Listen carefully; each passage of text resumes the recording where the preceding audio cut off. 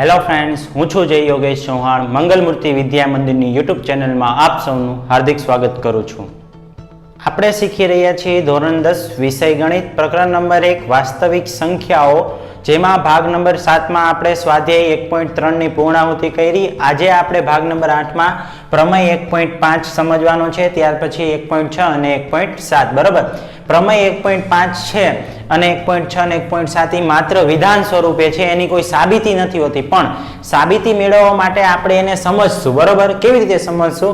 તો એના માટે પહેલા આપણે બેઝિક થિંગ્સ જોઈએ કે વાસ્તવિક સંખ્યાઓ. બરાબર, આપણને ખબર જ છે કે આપણે જે ચેપ્ટર ભણી છીએ એનું નામ છે વાસ્તવિક સંખ્યાઓ.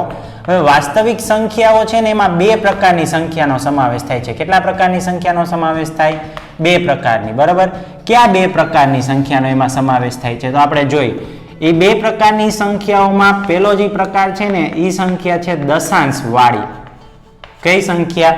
દશાંશ વાળી. અને બીજો જે પ્રકાર છે, બરાબર, એ છે દશાંશ વગરની.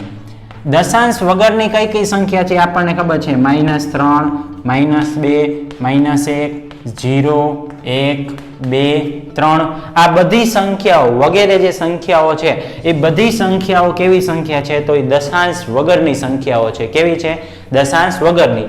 હવે દશાંશ વાળી સંખ્યાઓ છે એમાં પણ 3 પેટા ભાગ પડે છે. કેટલા પેટા ભાગ પડે છે? 3 પેટા ભાગ પડે છે. કેટલા? 3. એમાં સૌથી પહેલું છે શાંત દશાંશ, ત્યાર પછી છે અનંત આવૃત, અને ત્રીજો પ્રકાર છે અનંત અનાવૃત. બરાબર, ટોટલ 3 પ્રકાર પડે દશાંશ વાળીમાં પણ: શાંત, અનંત આવૃત અને અનંત અનાવૃત. બરાબર, શાંત દશાંશ આવૃત્તિ છે, બરાબર, એ શાંત દશાંશ વાળી સંખ્યા કેવી રીતે હોય? તો કે ભાઈ દાખલા તરીકે 0.3. આમાં જો પોઈન્ટ પછી એક જ અંક છે એટલે આને શાંત કહેવાય. અનંત આવૃતમાં કેવું હોય? તો કે ભાઈ 0.1717 ... એટલે કે એમાં કોઈ અંક છે એ રિપીટ થતા હોય. બરાબર, બાય એક્ઝામ્પલ આપણે નામ પણ લખી શકીએ કે 0.17 ની ઉપર અંડરલાઈન. અનંત અનાવૃત છે એમાં કેવી સંખ્યા હોય? તો કે 0.1, 2, 3, 4, 5, 6, 7 વગેરે વગેરે વગેરે, આમ ચાલ્યું જ જતું હોય. બરાબર, ક્યાંય એને સ્ટોપ લાગતું હોય નહીં એવી સંખ્યા. હજી એક આપણે એના માટે ઉદાહરણ લઈએ બેટર ધેન માટે કે 0.10, 100, 1000. જુઓ, આમાં એક પછીના 0 વધતા જાય, 1 0, 2 0, 3 0, એમ ક્યાંય પણ એ સંખ્યાને છે ને પૂર્ણ વિરામ મળતું નથી. તો આવી જે સંખ્યા છે એને કહેવાય અનંત અને અનાવૃત. બરાબર, આજે આપણે જોયું એમાંથી આ બે સંખ્યા જે છે, બરાબર, કઈ બે સંખ્યા? તો કે શાંત અને અનંત. બરાબર, આ જે બે સંખ્યા છે એ બે સંખ્યા ભેગી થાય ને એટલે એને કહેવાય સમય સંખ્યા. કેવી સંખ્યા કહેવાય? સમય. અને આ બે સંખ્યાને આપણે પીના છેદમાં ક્યુ સ્વરૂપમાં દર્શાવી શકીએ. આપણે ધોરણ 9માં શીખી ગયા કે અનંત આવૃત કોઈ પણ સંખ્યા હોય તો એને કેવી રીતે આપણે સમય સંખ્યાના સ્વરૂપમાં દર્શાવતા હતા. બરાબર, શાંતને પણ આપણે એકદમ ઈઝી રીતે શું કરી શકીએ છીએ? તો કે ભાઈ એને આપણે જે દશાંશ સંખ્યા હતી, બરાબર, દશાંશ દૂર કરીને એને જે સ્વરૂપ છે પીના છેદમાં ક્યુ, એ સ્વરૂપના આપણે એકદમ સરળતાથી દર્શાવી શકીએ છીએ. બરાબર, હવે આના માટે આપણે અમુક ઉદાહરણ લઈએ. 3 ઉદાહરણ છે મારી પાસે કે ભાઈ 0.375, બીજું છે 0.104 અને ત્રીજું છે 23.3408. આવા આપણે બે અલગ અલગ એક્ઝામ્પલ્સ લીધા છે.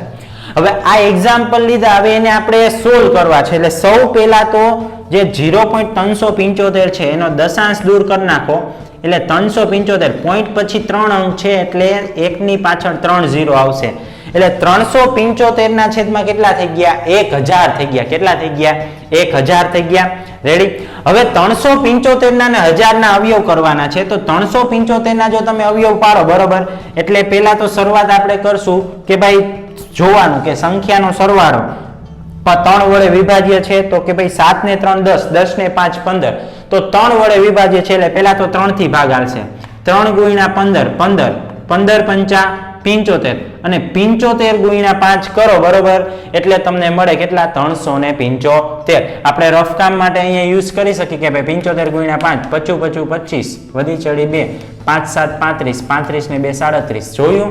તો આપણે એને લખ્યું 3 × 5 × 5 × 5 સ્વરૂપે આપણે શું કરીએ છીએ? એને દર્શાવીએ છીએ. હવે 1000 છે. 1000 ને આપણે સિમ્પલી પહેલા આવી રીતે લખી નાખીએ કે ભાઈ 10 ની 3 ઘાત. કેમ કે 1 2 ને 3 0 છે એટલે 10 ની 3 ઘાત કહેવાય.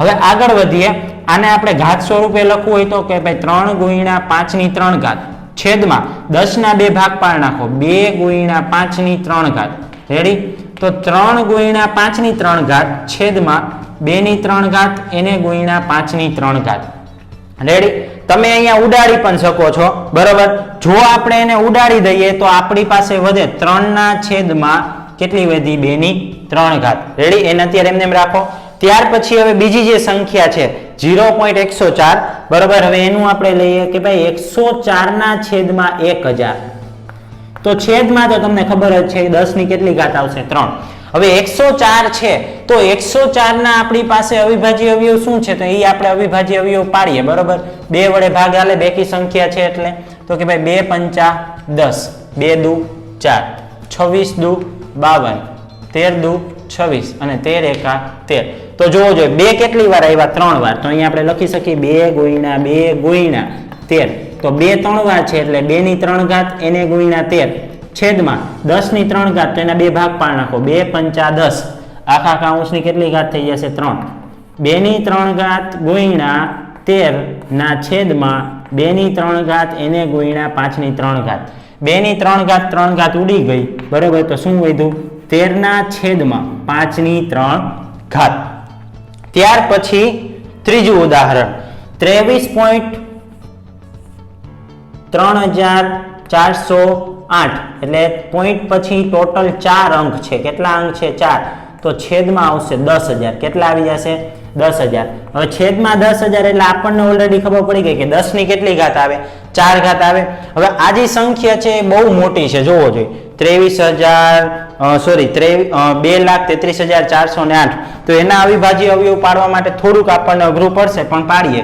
2,33,408 બરાબર જોઈએ 2 એકા 2 એટલે 2 નું પૂરું હવે 3 આવી રહે તો કે 2 એકા 2 3 માંથી 2 જાય તો 1 વધે ઉપરથી ઉતાર્યા 3 એટલે 13 2 6 12 1 હોય તો ઉપરથી ઉતાર્યા 4 એટલે 2 7 14 0 ના 0 2 4 8 2 પંચા 10 11 માંથી 10 જાય તો કેટલા વધે 1 ઉપરથી ઉતાર્યા 6 એટલે 2 8 16 2 તેરી 6 2 પંચા 10 2 દુ 4 2 દુ 4 1 વધ્યો એટલે 18 2 9 18 2 એકા 2 એટલે 1 વધ્યો ઉપરથી ઉતાર્યા 5 એટલે 15 2 7 14 1 વધ્યો ઉપરથી ઉતાર્યા 2 એટલે 12 2 6 12 2 એકા 2 2 4 8 1 વધ્યો ઉપરથી ઉતાર્યો 1 એટલે 11 2 પંચા 10 1 વધ્યો ઉપરથી ઉતાર્યો 7 એટલે 2 8 16 2 8 16 પાછો 2 થી ભાગ આલે 2 7 14 પછી છે 5 તો 2 દુ 4 2 9 18 2 4 8 પાછો 2 થી ભાગ આલે 2 દુ 4 સોરી 2 તેરી 6 2 6 12 2 4 8 અને 2 7 14 હવે જોવો જોઈએ એકમના અંકમાં 7 આવ્યા બરોબર હવે 7 આવ્યા એટલે એકી સંખ્યા હવે 2 થી ભાગ ન આલે તો એક કામ કરો કે તમે ગણી લ્યો સંખ્યાનો સરવાળો કરો 3 વડે વિભાજ્ય છે 6 ને 3 9 9 ને 4 13 13 ને 7 કેટલા થયા 20 તો 20 છે એ 3 ના ઘડિયામાં ન આવે એટલે હવે આ સંખ્યાને આપણે 3 વડે તો ભાગી ન શકીએ 5 વડે ન ભાગી શકીએ બરાબર 6 વડે ન ભાગી શકીએ તો 7 વડે ભાગી શકીએ કે નહીં એના માટે આપણે અહીંયા ભાગાકાર કરી જોઈએ કે ભાઈ 3647 એને ભાગ્યા 7 બરાબર તો 7 પંચા 35 1 વૈધા ઉપરથી ઉતાર્યા 4 7 દુ 14 0 0 ઉપરથી ઉતાર્યા 7 7 એકા 7 તો 7 વડે ભાગ હલાવ્યો તો કેટલા આવ્યા 521 હવે 521 છે ને અવિભાજ્ય સંખ્યા છે એ કોઈના ઘડિયામાં ન આવે બરોબર તો 521 એકા 521 આટલા અવિભાજ્ય અવયવ પડી ગયા હવે એને આપણે લખશું 2 કેટલી વાર છે 5 6 વાર એને ગુણ્યા 7 અને એને ગુણ્યા 521 બરોબર 2 આપણી પાસે ટોટલ 6 વખત છે એટલે 2 ગુણ્યા 2 ગુણ્યા 2 ગુણ્યા 2 ગુણ્યા 2 ગુણ્યા 2 એને ગુણ્યા 7 અને એને ગુણ્યા 521 રેડી હવે 2 6 વખત છે એટલે એને ઘાત સ્વરૂપે લખો 2 ની 6 ઘાત એને ગુણ્યા 7 એને ગુણ્યા 521 ના છેદમાં 10 ની 4 ઘાત હતી એટલે 10 ના ભાગ પાડી નાખો 2 ગુણ્યા 5 ની 4 ઘાત કેટલી થઈ ગઈ 2 ગુણ્યા 5 ની 4 ઘાત રેડી હવે આગળ જોવો 2 ની 6 ઘાત એને ગુણ્યા 7 એને ગુણ્યા 521 ના છેદમાં 2 ની 4 ઘાત એને ગુણ્યા 5 ની પણ 4 ઘાત 2 ની 4 ઘાત છે અહીંયા 2 ની 6 ઘાત હતી એટલે 2 ની 2 ઘાત વધે બરાબર. તો છેદ ઉડાડ્યા તો 2 ની 2 ઘાત એને ગુણ્યા 7 એને ગુણ્યા 521 ના છેદમાં 5 ની કેટલી ઘાત વધી? 4 ઘાત વધી. હવે જો આટલું સમજાઈ ગયું? રેડી? બધાયના આપણે અવિભાજ્ય અવયવ પાડી લીધા. હવે પહેલા આપણે પ્રમેયનું વિધાન સમજીએ. શું કહે છે કે જો x એ શાંત દશાંશ નિરૂપણ વાળી સમય સંખ્યા હોય, એટલે તમે જે સંખ્યા લીધી હતી બરાબર 0.375 0.104 23.3408 એ કેવી સંખ્યા હોય? શાંત દશાંશ નિરૂપણ વાળી સમય સંખ્યા હોય તો x ને જ્યાં p અને q પરસ્પર અવિભાજ્ય પૂર્ણાંકો હોય, p અને q એટલે અંશ અને છેદ. જો અંશ અને છેદ આપણે જે અવિભાજ્ય અવયવ પાડ્યા એમાં જોવાનું કે અવિભાજ્ય અવયવ પાડ્યા એમાં કીધું છે કે એ કેવી સંખ્યા હોય? તો કે પરસ્પર અવિભાજ્ય પૂર્ણાંકો હોય બરાબર. અને q નું અવિભાજ્ય અવયવીકરણ 2n ગુણ્યા 5 ની m ઘાત સ્વરૂપમાં હોય તેવા p ના છેદમાં q સ્વરૂપમાં દર્શાવી શકાય છે, જ્યાં n અને m એ અનઋણ પૂર્ણાંકો હોય. એટલે n અને m જે ઘાત આવે છે એ ઋણ ન હોવી જોઈએ ટૂંકમાં બરોબર. એ કેવી ઘાત હોવી જોઈએ? હંમેશા ધન ઘાત હોવી જોઈએ. હવે તમને એમ કીધું કે 2 ની n ઘાત ને 5 ની m ઘાત બરોબર. તો હું તમને બધાયમાં એક વસ્તુ રિફર કરીશ. આ જે સ્ટેપ આપણે છેદ ઉડાડ્યા હતા એ જોવો જોઈએ. 2 ની ઘાત છે અને 5 ની પણ ઘાત છે. 2 ની ઘાત છે અને 5 ની પણ ઘાત છે. આના છેદમાં પણ જુઓ 2 ની 4 ઘાત ને 5 ની પણ 4 ઘાત છે બરોબર. જો આપણે આના છેદ ન ઉડાડ્યા હોત તો આપણને ખબર પડી જ જાત કે આપેલ સંખ્યા જે છે બરોબર એને 2 ની n અને 5 ની n ઘાતના સ્વરૂપમાં એના q ના અવિભાજ્ય અવયવ પડે જ છે. તો આ જે પ્રમેય કીધું એ પ્રમેય અહીંયા જો સાબિત તો થઈ જ ગયું, પણ આપણે છેદ શું કામ ઉડાડ્યા? કે ઘણી બધી વખત એવી સંખ્યા આવે દાખલામાં કે જેના અવિભાજ્ય અવયવ પાડો તો 3 ના છેદમાં 2 ની 3 ઘાત આવે. તો શું આ જે સંખ્યા છે એ આ પ્રમેય મુજબ આપણે એમ કહી શકીએ કે ભાઈ આપેલ સંખ્યા છે એ કેવી સંખ્યા છે? તો કે શાંત દશાંશ નિરૂપણ વાળી સંખ્યા છે. એમ આપણે કેવું હોય તો કેવી રીતે કહી શકીએ? અને પાછું આપણે એમ કેવું હોય કે 2 ની n ઘાત ને 5 ના n ઘાત સ્વરૂપમાં એનો છેદ છે બરોબર. છેદના અવયવી એના જે છેદના આપણે અવયવ પાડ્યા તો એનું છેદનું અવયવીકરણ છે q નું એ 2n ગુણ્યા 5 ની m ઘાત સ્વરૂપમાં છે. એમ કેવી રીતે કહી શકીએ? તો જો એટલા માટે આપણે છેદ ઉડાડ્યા. હવે આપણે એને સમજશું કે ભાઈ અહીંયા 2 ની 3 ઘાત છે બરોબર. તો એને ગુણ્યા 5 ની અહીંયા ઘાત જ નથી, તો 5 ની આપણે 0 ઘાત લખી શકીએ કે ન લખી શકીએ? લખી શકીએ. તો અહીંયા જો 5 ની 0 ઘાત આવી ગઈ તો જોવો જોઈએ 2 ની n ઘાત ને 5 ની m ઘાત થઈ ગઈ. 5 ની 0 ઘાત એટલે શું થાય બરોબર? 5 ની 0 ઘાત એટલે શું થાય? તો કે ઇક્વલ 1 બરોબર. 5 ની 0 ઘાત એટલે બરાબર 1 થાય. કેટલા થાય? 1. તો જ્યારે છેદમાં 2 ની 3 ઘાત માત્ર આપેલી હતી અને 5 ની કઈ ઘાત નહોતી તો આપણે એને એનું જે q છે બરોબર એના q ને આપણે 2 ની n અને 5 ની m ઘાત સ્વરૂપમાં લખી શકીએ છીએ. સેમ અહીંયા જો 5 ની 3 ઘાત છે બરોબર. 5 ની 3 ઘાત છે તો આપણે 5 ની 3 ઘાત ગુણ્યા 2 ની 0 ઘાત કરી શકીએ. 2 ની 0 ઘાત છે બરોબર એ કેને ઇક્વલ ટુ છે? તો કે એને ઇક્વલ ટુ 1 થાય બરોબર. સેમ એવી જ રીતે અહીંયા 5 ની 4 ઘાત છે તો 5 ની 4 ઘાત ગુણ્યા આપણે 2 ની 0 ઘાત કરી શકીએ. 2 ની 0 ઘાત છે એ કોને ઇક્વલ થાય? તો કે 1 ને ઇક્વલ થાય છે.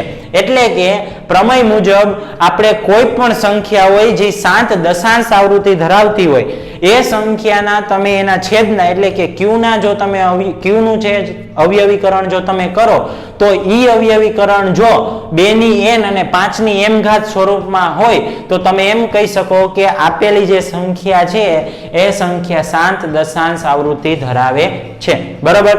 અને એના છેદમાં ફરજિયાત આપણને 2 ની n અને 5 ની m ઘાત સ્વરૂપના અવયવ મળવા જોઈએ. અને આપણે એ પણ જોયું કે માત્ર 2 ની ઘાત અથવા તો માત્ર જો 5 ની ઘાત મળે તો પણ એને આપણે 2 ની n અને 5 ની m ઘાત સ્વરૂપમાં શું કરી શકીએ છીએ? કન્વર્ટ કરી શકીએ છીએ. રેડી? તો પ્રમેયના સમજવા માટે આપણે અમુક ઉદાહરણ લીધા જેના આધારે આપણે શું સમજો? પ્રમેય સમજો. નોટ ડાઉન કરી લેજો.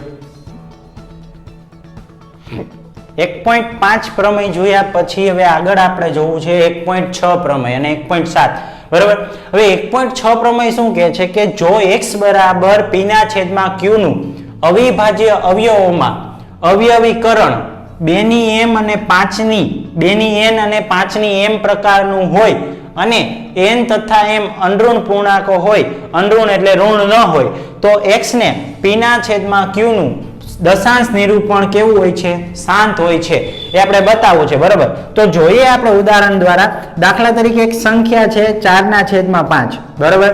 4 ના છેદમાં 5 છે એનો આપણે ભાગાકાર કરીએ. અહીંયા 4 ને અહીંયા 5 4 છે એ 5 કરતા નાની છે એટલે આપણે દશાંશ લેવા પડશે એટલે પોઈન્ટ મૂકીને આપણે શું કર્યું 0 લીધો તો 40 થયા તો ભાઈ 5 અઠ્ઠા 40 તો 40 માંથી 40 છે તો કેટલા આવ્યા 0 તો તમે જો એનો આન્સર શું મળ્યો આપણને 0.8 હવે 4 ને આપણે ઘાત સ્વરૂપે લખી શકીએ કે ભાઈ 2 ની 2 ઘાત છેદમાં કેટલા છે 5 અંશને નથી જોવાનું આપણે માત્ર છેદને જોવાનું છે તો આગળના પ્રમેયને યાદ કરો મેં તમને એમ કીધું હતું કે જો અહીંયા 5 ની કાંઈ ઘાત નથી એટલે એક ઘાત તો ઓલરેડી છે તો 5 ની ઘાત છે પણ 2 ની ઘાત નથી તો આપણે 2 ની 0 ઘાત લખી શકીએ કે ન લખી શકીએ પ્રમેય 1.5 મુજબ આપણે શીખ્યા કે જ્યારે કોઈ પણ સંખ્યાનો જે છેદ છે બરોબર એ છેદના અવિભાજ્ય અવયવીકરણમાં 2 અથવા તો 5 ની ગમે તે એકની ઘાત આવે તો આપણે બીજાની ઘાત છે એ 0 ઘાત તરીકે લખી શકીએ છીએ તો આપેલ સંખ્યામાં આપણે શું કર્યું તો કે એના છેદને 2 ની n અને 5 ની m ઘાત સ્વરૂપમાં લખ્યું તો આના આધારે આપણને ખબર પડી કે ભાઈ 4 ના છેદમાં 5 છે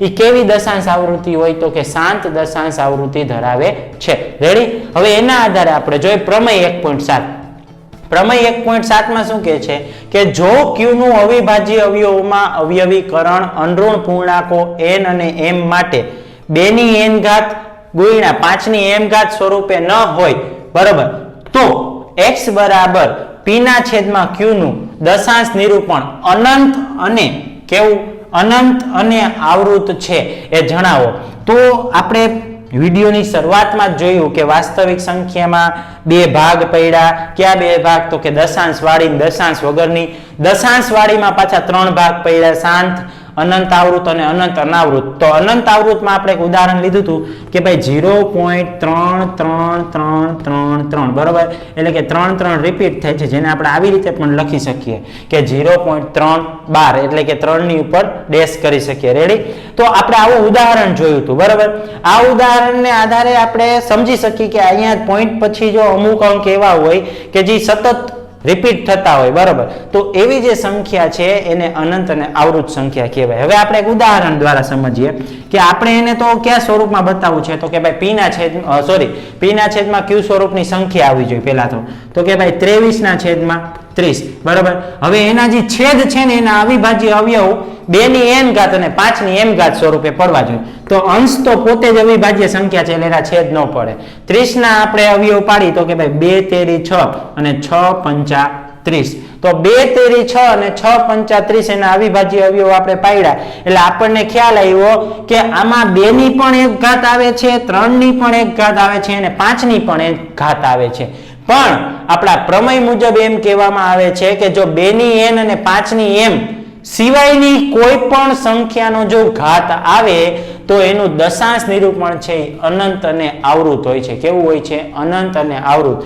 હવે આમાં જો 2 ની ને 5 ની ઘાત તો છે પણ 3 એવી સંખ્યા અવિભાજ્ય સંખ્યા છે કે જે પણ એના છેદના અવયવમાં આવે છે તેથી આપણે આના આધારે અહીંથી એવું તારણ કાઢી શકીએ કે આપેલ સંખ્યાનો જે છેદ છે એના અવિભાજ્ય અવયવીકરણ 2 ની n અને 5 ની m ઘાત સ્વરૂપમાં છે નહીં કારણ કે છેદમાં માત્ર 2 ના જ ઘાત સ્વરૂપની સંખ્યા હોવી જોઈએ આમાં 3 ની પણ ઘાત છે તેથી આ સંખ્યા છે એનું દશાંશ નિરૂપણ કેવું હોય અનંત અને આવૃત હોય છે હજી એક આપણે ઉદાહરણ લઈએ દાખલા તરીકે 10 ના છેદમાં 3 તમે જુઓ છેદમાં 3 છે તો અહીંયા પણ 3 હતું એટલે જ આપણે એને કીધું હતું કે આપેલ સંખ્યાનું દશાંશ નિરૂપણ કેવું છે અનંત અને આવૃત તો અહીંયા પણ છેદમાં 3 છે તો આપણે કોઈ દિવસ એને આવી રીતે આમ લખીએ કે ભાઈ 2 ની 0 ઘાત અને 5 ની 0 ઘાત સ્વરૂપમાં લખ્યું પણ અહીંયા છેદમાં ઓલરેડી 3 છે 3 ને આપણે ક્યાંય બીજે બહાર ન મૂકી શકીએ અહીંયા જ રાખવાના હોય કારણ કે એનો છેદ છે એટલે આના આધારે આપણે એમ કહી શકીએ કે આનું જે 10 ના છેદમાં 3 સંખ્યા છે એનું દશાંશ નિરૂપણ કેવું હોય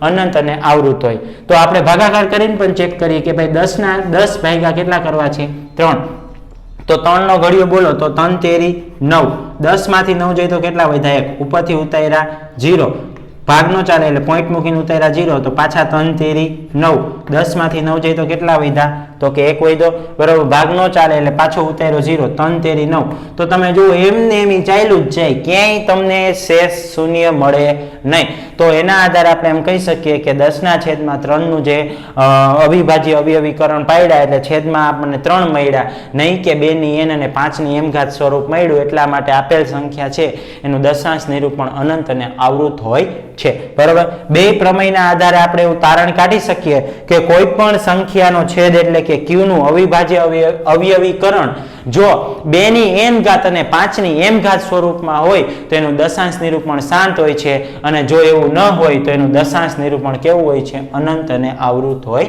છે. રેડી? બે પ્રમેય છે એને નોટ ડાઉન કરી લેજો. જો વિડીયોમાં તમને કંઈ ન સમજાતું હોય તો તમે કમેન્ટ કરીને અથવા તો અમારો કોન્ટેક્ટ કરીને પૂછી શકો છો. આ વિડીયો ધોરણ 10 ના બીજા વિદ્યાર્થીઓ સુધી પહોંચાડજો, જેથી કરીને એ વિદ્યાર્થીને પણ આનો લાભ મળે. અને જો તમે મંગલમૂર્તિ વિદ્યા મંદિરની યુટ્યુબ ચેનલને સબસ્ક્રાઇબ ન કરી હોય તો સબસ્ક્રાઇબ કરી લેજો, જેથી કરીને એજ્યુકેશનને લગતા આવા વધુ વિડીયો તમને મળતા રહે. Thank you.